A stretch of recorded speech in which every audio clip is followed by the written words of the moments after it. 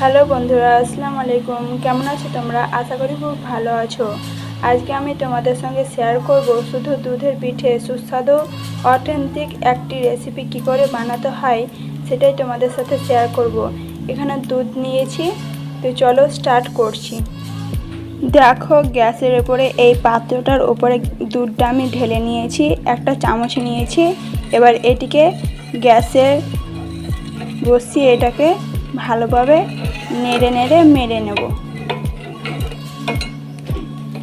এই রেসিপিটা খুব সহজেই বানানো যায়।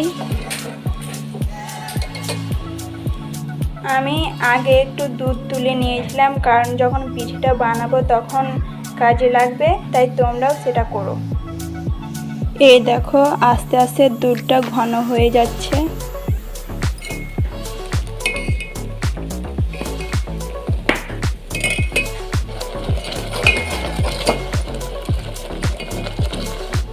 এই দেখো, দুধটাকে মাখনের মতো করে নিয়েছি। এবার পিঠেটা আমি বানিয়ে নেব। তো এই দেখো বন্ধুরা, এখানে আমি আতপ চালের গুঁড়ো নিয়েছি, আর দুধের যে মালাইটা বানিয়েছিলাম সেটা নিয়েছি, আর এখানে দুধ নিয়েছি। এবার আমি পিঠেটা বানিয়ে নেব। আতপ চালটাকে আমি গরম জল দিয়ে মাখিয়ে নেব। এই দেখো, কড়াইয়ের মধ্যে পরিমাণ মতো জল নিয়েছি। জলটাকে আমি ফুটিয়ে নেব। জলটা ফোটানো হয়েছে, এবার চালের গুঁড়োটা দিয়ে দিলাম। আটাটাকে এই রকম স্পঞ্জের মতো আমি মাখিয়ে নিলাম। এবার এটাকে নামিয়ে নেব।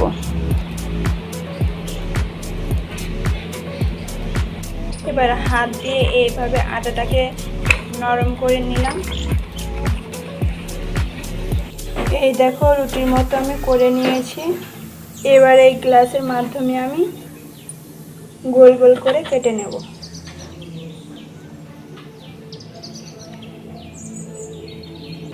দুধের মাখনটা এর মধ্যে দিয়ে দিলাম। এইভাবে আমি মুড়িয়ে নিয়েছি। এবার এই সবগুলো আটা এইভাবে আমি করে নেব। দেখো, পিঠেগুলো সব আমার বানানো হয়ে গেছে।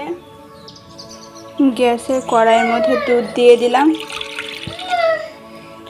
দিয়ে দিলাম ফাটিয়ে রাখা এলাচ, দুটো তেজপাতা, চিনি, দিয়ে দিলাম বাটার। ঘি থাকলে ঘি দিতে পারো।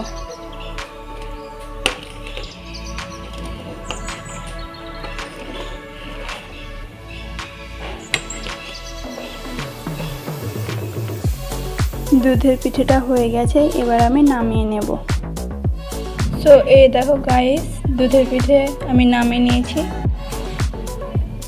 ভালো লাগলে অবশ্যই লাইক কমেন্ট শেয়ার করো। Bye guys.